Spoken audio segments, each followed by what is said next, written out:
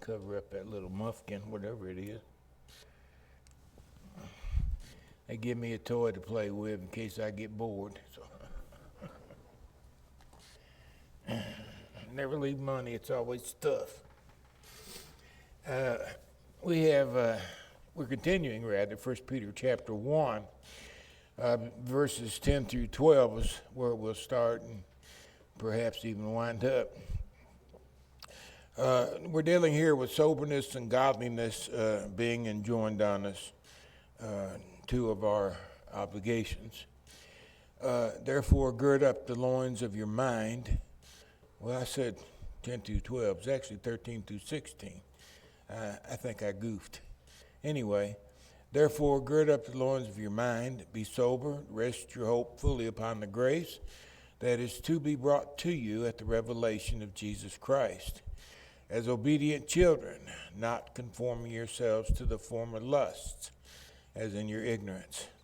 But as he who called you is holy, you also be holy in all your conduct, because it is written, be holy, for I am holy. Therefore, that is based on what the apostle has said so far. Brother Guyon Wood said it probably as good as it could be said.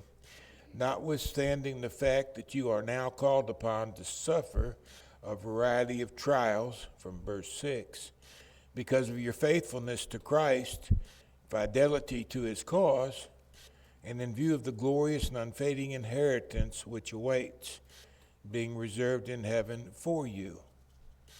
Gird up the loins of your mind. Because it's always will be, the best is yet to come. So we gird up our loins and we get back into the heat of battle. Gird up the loins of your mind. Exactly what does that involve? I found something I had never found before, and that's a little drawing that shows you how to gird up your loins. I didn't, first time I ever crossed one of these things, but teaches us how the ancients used to do it. They wore the long flowing gowns, or whatever they called them. And if you were trying to work in your garden, or you had to fight somebody in battle, David and Goliath kind of thing, it's hard to do when you got this gown down around your leg. You get tripped up or whatever. It's hard to move around. So they would make it into a pair of shorts, basically. They would tie it up, and this would enable them to squat, bend their knees, whatever. They'd be able to engage in more activities. That's, of course, the literal meaning of girding up your mind. Here, Peter's using it figuratively. It refers to the gathering up of all improper thoughts, feelings, and activities of the mind, and restraining them. And do not allow aimless thoughts of the mind to hinder your progress toward heaven. You'll take on a project, for example, and there's this little voice in the back of your head keeps saying, you can't do it, you can't do it, you can't do it. Gird up the loins of your mind. Shut that voice down. All the various hindrances that come to us in all these different forms, we need to hinder them. We need to stop them. They're going to come. They always come. Satan's always going to cast little darts at us. We should, number one, understand that he will, and number two, we should be prepared to fend them off. We're told on one occasion, resist the devil, and he will flee from you. We are to shut down these thoughts that come into our head, evil thoughts, to do something we're not supposed to do. Shut it down. Get a hold of the thought and put it out of your head. You can do that. You got the ability to shut down a thought and make it go away. You need to exercise that ability. In lieu of the fact that trials come, we know that, and we have heaven reserved for us in our future, we know that. When these thoughts come. Gird up your mind so that you're going to be in a position where you can expel them as quickly as possible. Get in a state of mind where you're prepared to do battle. I'm not going to accept this. I'm not going to have this in my life. I'm going to shut her down. And when it happens, shut her down. You can do it. You can do it for yourself. You can do it for your family. But it's got to be done. Everybody has to fight the same fight.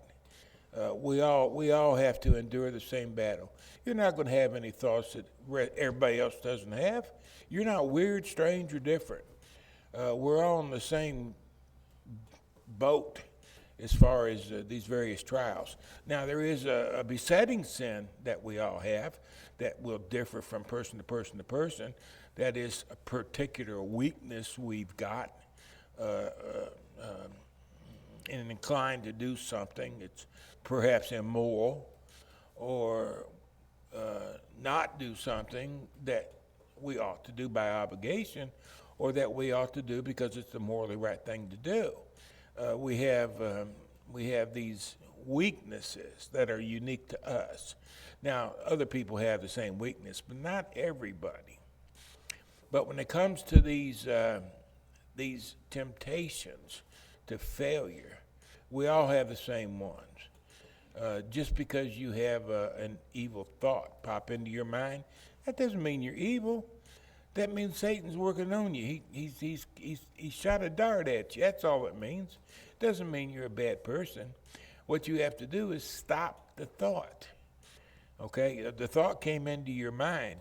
I went on to that face page thing yesterday, and somebody was there that I knew, and I looked at their picture, and I went down another picture, and there was a naked woman there, right there on face page.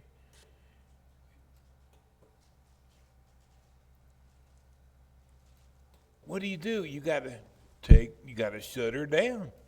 You don't want to linger on such things.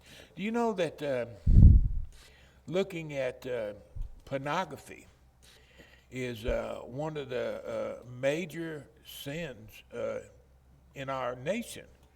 People love to look at naked people and doing naked stuff, or, well, not just people. It's all kinds of weird stuff. Even children. And so many people, even God's people, are engaged in those kind of activities. And we can't do that. We can't. It makes you ugly when you think on such things. It'll make you ugly in the mind. Well, for as long as I'm here. When you look at little films or pictures like that, you're removing the humanity of a person and making them an object for sexual gratification. In other words, you turn a person into a thing. It's a means to an end. You look at this person as though they're a new car, and you examine the car. This person isn't somebody's daughter in your mind, not somebody's sister. She's the thing. She's an object that's going to make you whatever.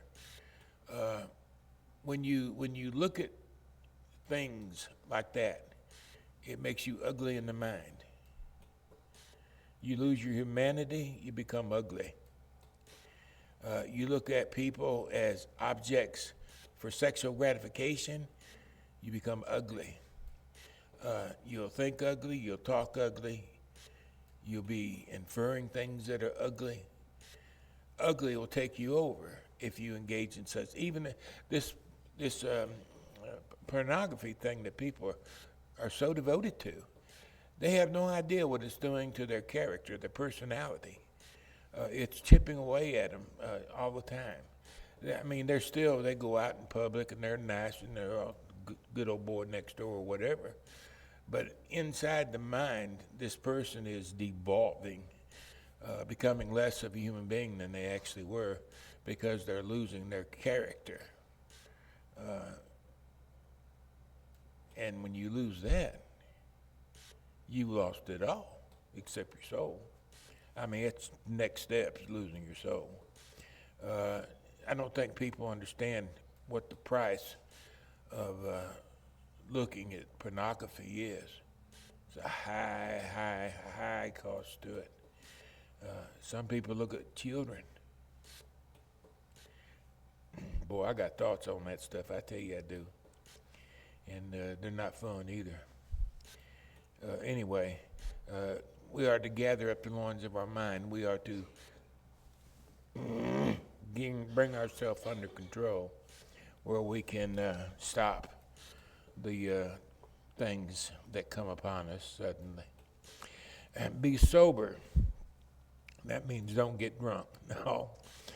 Be sober. The word sober means to be calm and dispassionate. Don't be like me, because I'm not always calm and dispassionate. Sometimes, like I just talking about child pornography, it gets under my skin big time.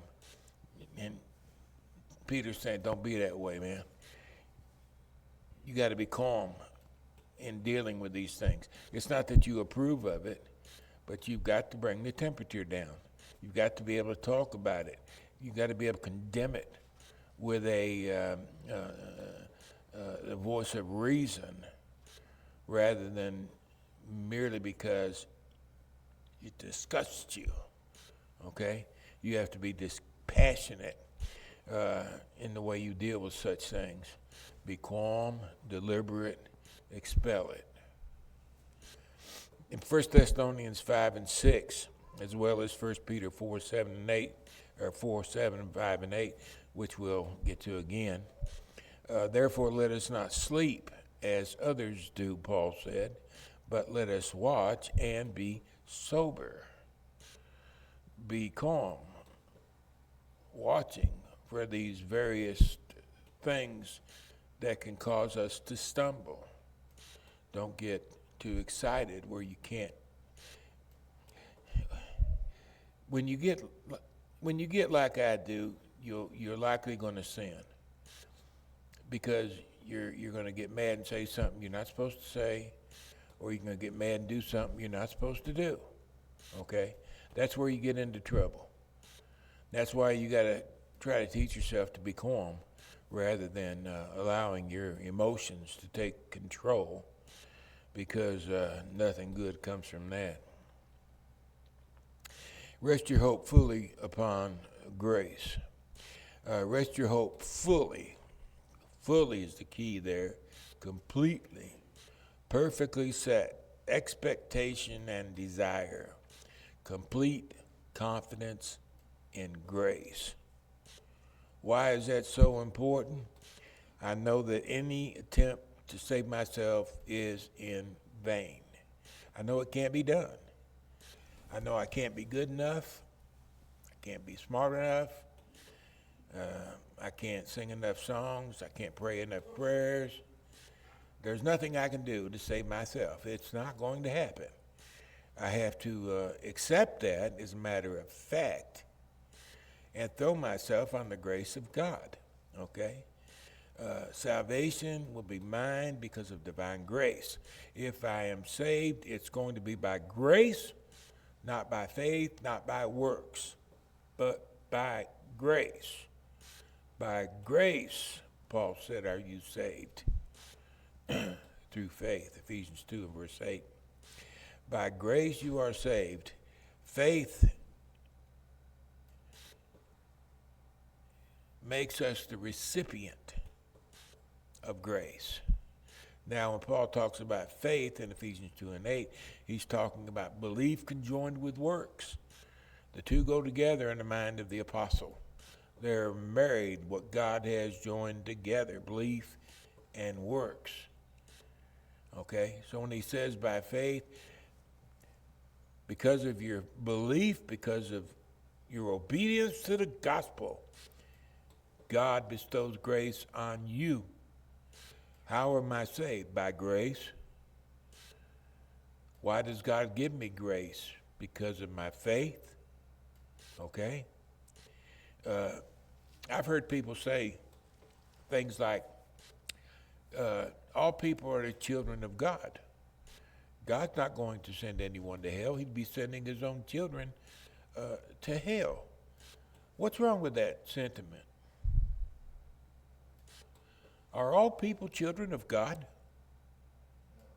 No, they're not. The only people that are children of God are those who have faith. They're the only ones. Now, what do I mean when I say faith? Belief conjoined with works. Now, that's an important difference there. The demons believe, but they tremble. Well, why do they tremble? Because of their works. They apparently denied the power, the authority of the Almighty. And because of that, they were cast down. They know God exists. They have no doubt about it. But unlike the angels that are with God now, they did not serve him rightly. It appears, in my opinion, that Satan rose up against God because he was proud. He thought he was able to overcome God. And apparently he had a lot of followers that joined behind him. Therefore, the demons tremble. Their faith, their belief didn't help them at all. As a matter of fact, just like Eve and Adam, they both cast their belief aside and went for what felt good at the time. To be a child of God today, we have to have faith. That is in Jesus Christ. Belief and obedience in Jesus Christ. Now then, before Jesus came into the world, there were people who would be saved by divine grace also.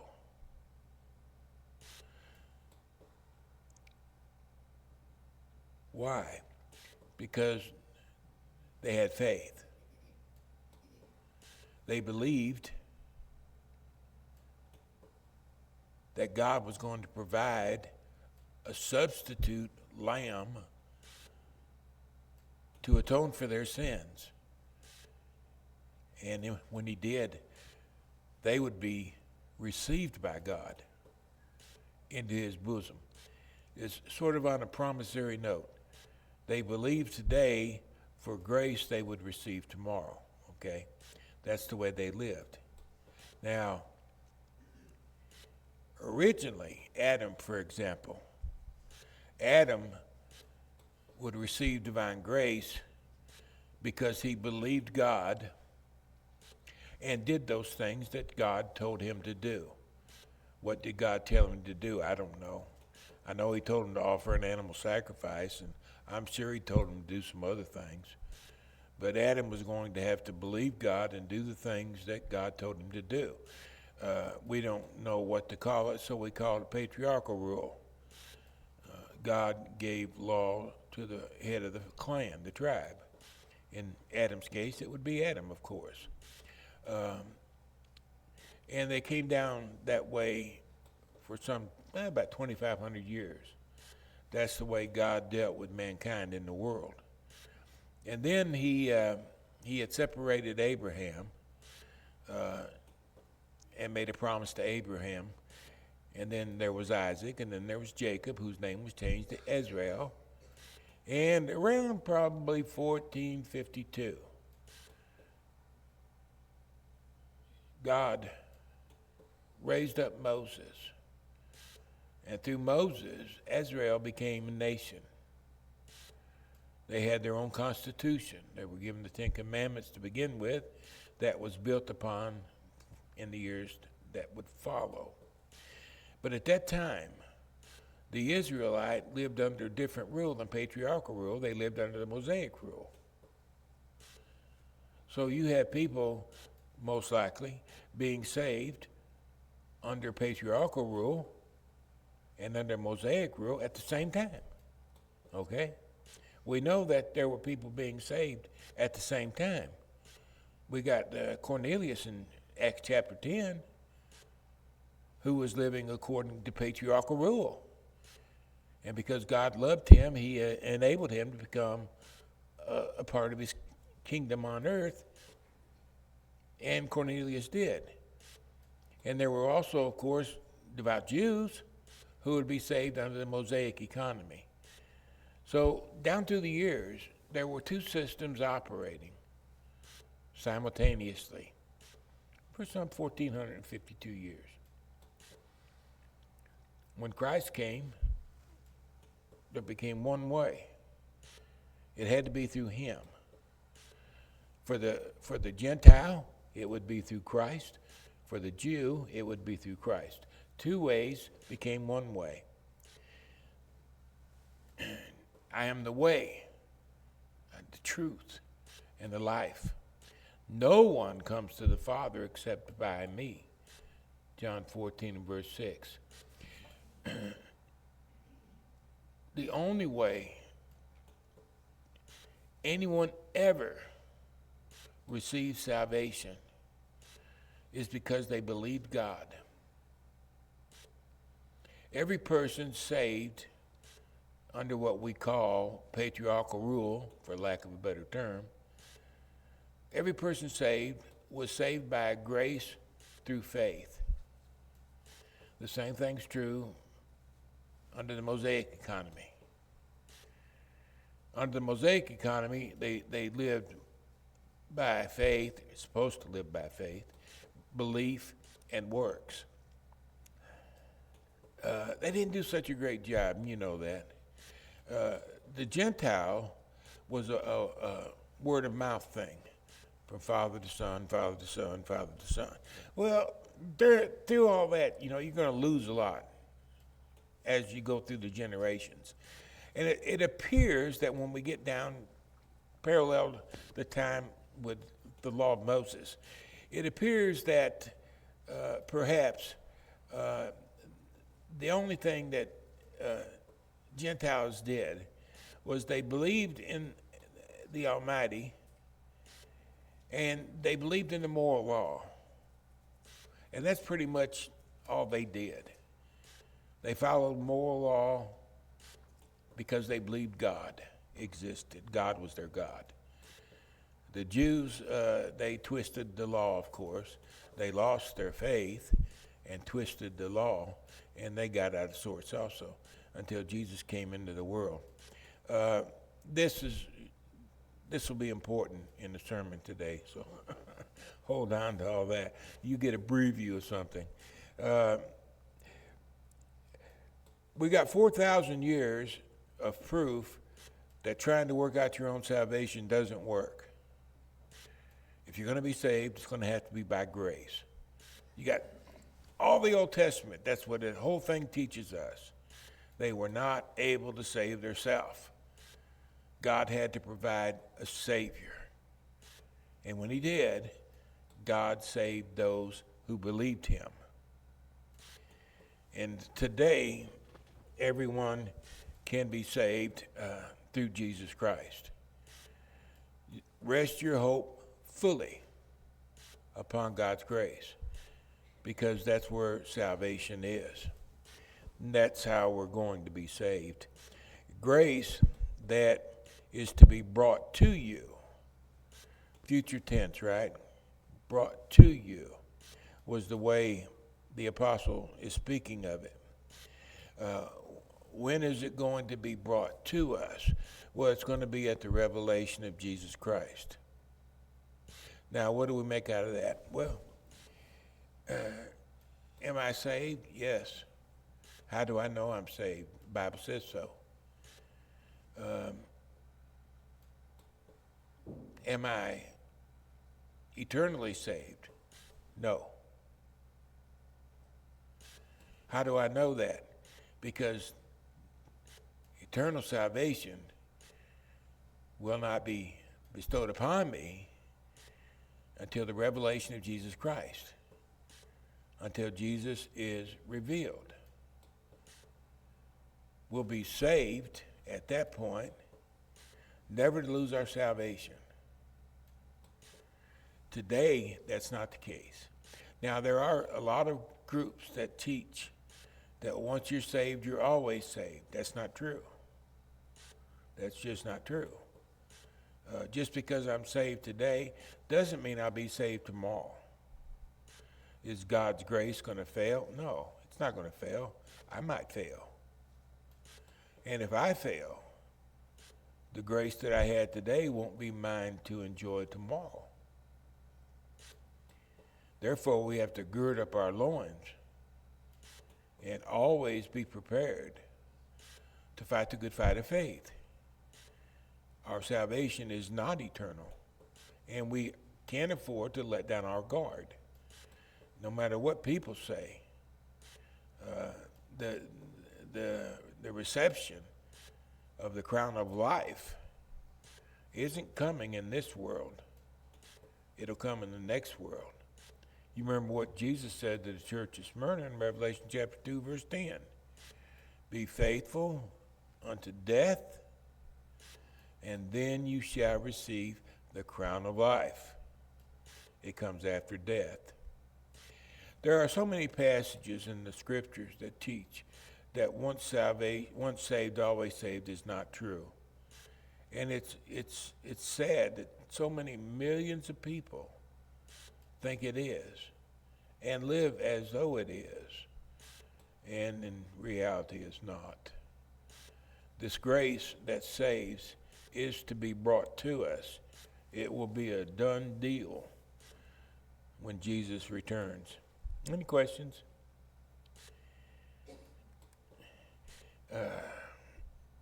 As obedient children, this is a neat little phrase. It appears often in scriptures. Obedient children. You ever hear, you've heard of Ben-Hur. Ben-Hur. Ben-Hur literally means son of Hur. Ben is a Hebraism.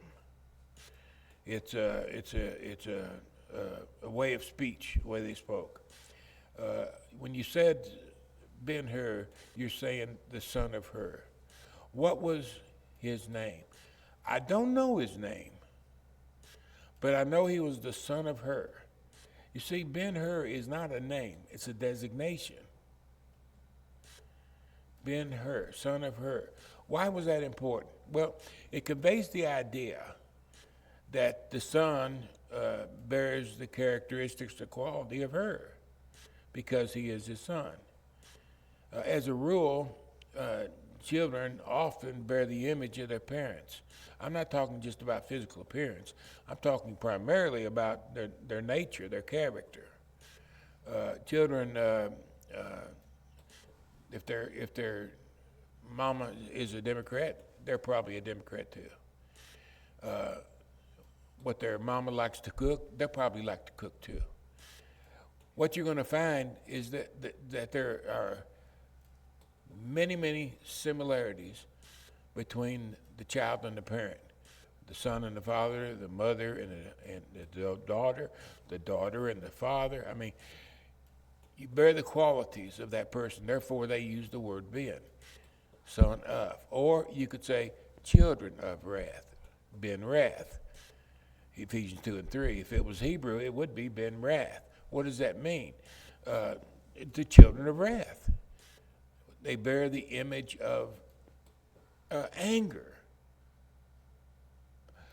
Children of light bear the image of God. Sons of this world bear the image of this world. Sons of light bear the image of God. These terms are indicative of the nature of the person that the writer is speaking about, okay? Here in this case, obedient children would be the children of God who live faithful, obedient lives to God. Christians, in other words. As faithful, obedient children of God would be a drawn-out expression. the blessings, the hopes, the joys, the privileges of sonship, therefore, cannot exist in the absence of obedience. It can't happen. To be the child of God, you have to be an obedient child. And disobedience doesn't qualify as a child of God, at least not faithful child of God. It's imperative that we are obedient to the will of the Father. What he would have us to do, we are to do. And one more thing before we move. Every command that we are commanded to do, every suggestion that we are given, everything that the Lord would have us to do, he wants us to do it for our benefit. If I do what the Lord wants me to do, I'm going to profit from it. Now, other people may profit also. For example, the Lord wants me to give as I've been prospered on the first day of the week. Well, other people are going to prosper because of whatever it is I give. But I'm going to prosper too. I'm going to derive benefits from the offering that I give on the first day of the week. Everything the Lord wants me to do is helping me to become more like him. I'm becoming indeed a child of God, one who bears the image of God. Through doing these things that God would have me do. Turning the other cheek. Not exacting vengeance.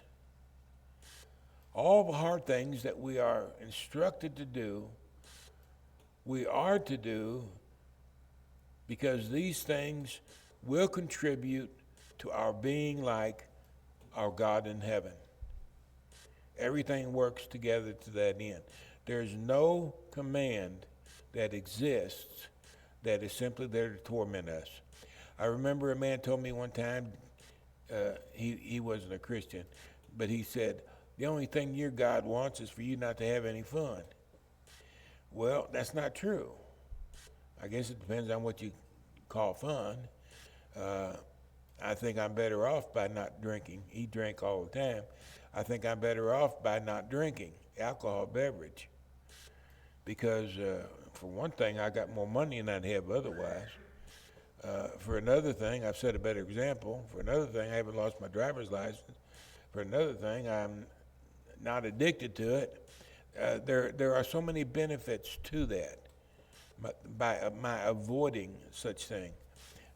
There's many benefits I've received, and there are benefits other people have received. My point is, when we don't obey what the Lord would have us to do, we're not receiving the benefit intended for us.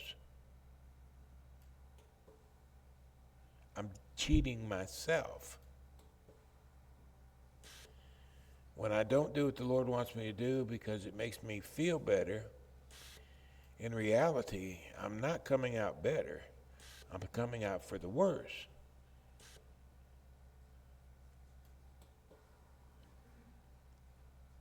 Remember that. A lot of passages teach the importance of that. 1 John 2:4 says, he who says, I know God and does not keep his commandments is a liar, and the truth is not in him. There you go. If I don't do what the Lord would have me to do, I know what I have to know what the Lord wants me to do before I can reject doing it. There are things I don't know God wants me to do, okay? And the same thing with you. I can't do what I don't know God wants me to do. And that's where grace comes in. But those things that I know to do that are going to benefit my life, if I don't do them, I got a problem. As obedient children, not conforming to the former lusts.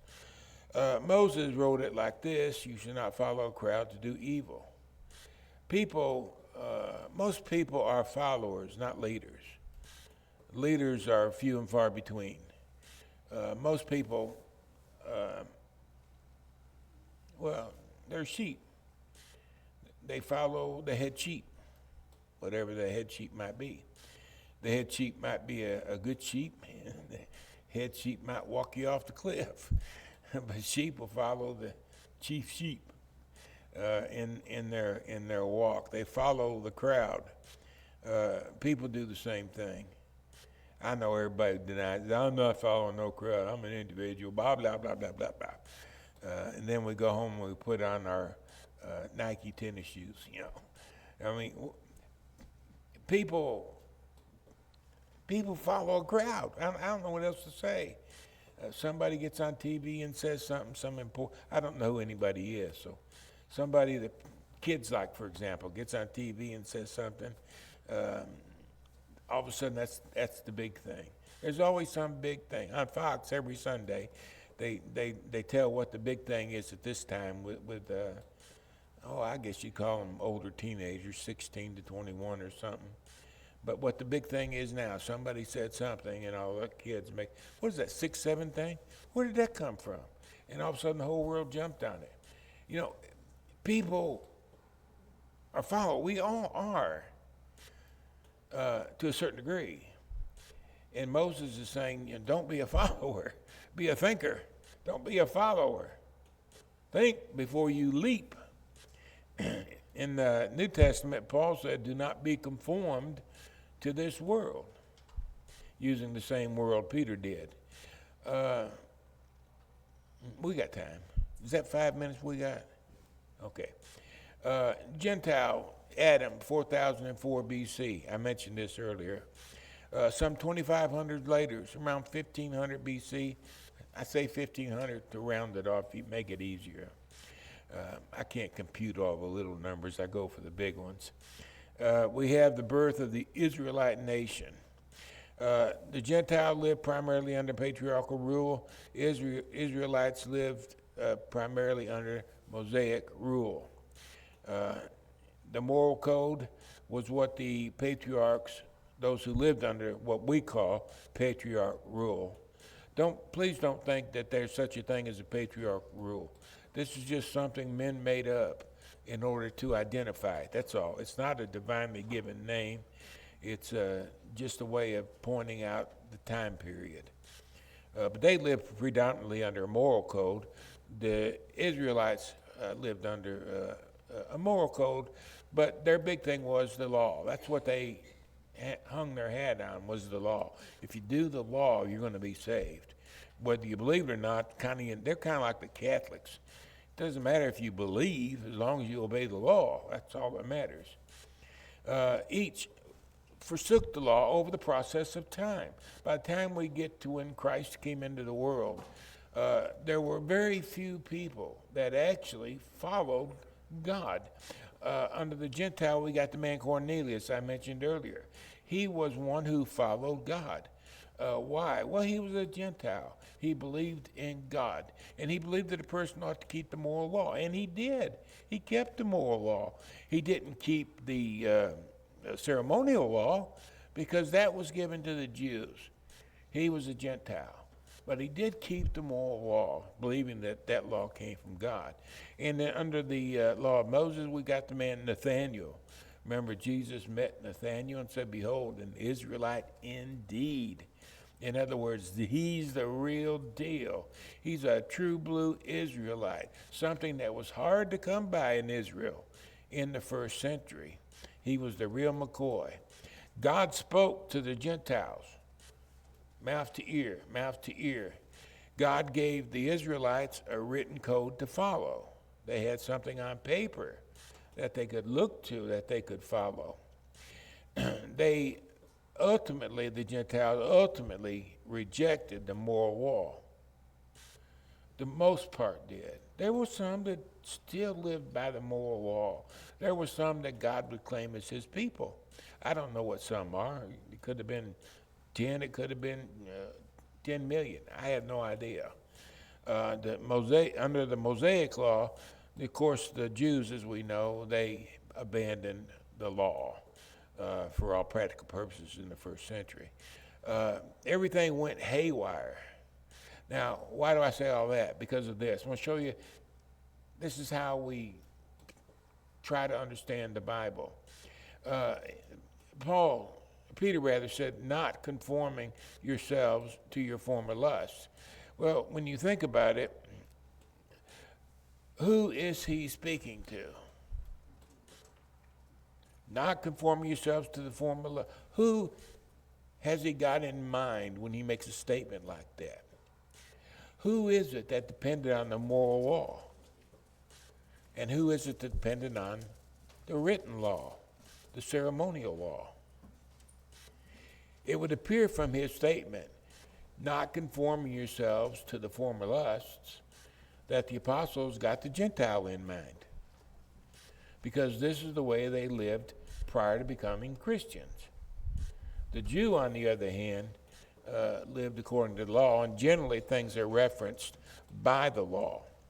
In Ephesians 4:17 and 18, this I say therefore, and testify in the Lord, that you should no longer walk as the rest of the Gentiles walk, in the futility of their mind, having their understanding darkened, being alienated from the life of God because of the ignorance that is in them, because of the blindness of their heart. That was the failure of the Gentiles. They had abandoned the moral law. They turned a blind eye to it. They weren't keepers of the written law. They didn't have one. But they did have a moral code to follow, and they, for the most part, they failed that by the time the Lord came into the world. But as he who called you is holy, you also be holy in all your conduct. Holy. Holy. Pure. Sanctified. Holy. Be holy. You also be holy in all your conduct, because it is written, be holy, for I am holy. Jehovah said long ago, writing to the Jews, he said, you shall be holy, rather to the Israelites. You shall be holy, for I am holy. And, 1 Thessalonians 4:3 and 7. And I didn't get done. Boy, I wanted to get done so bad. We'll, Lord willing, we'll come back here next week and start with verse 16 or 17. I have to think about that a little bit.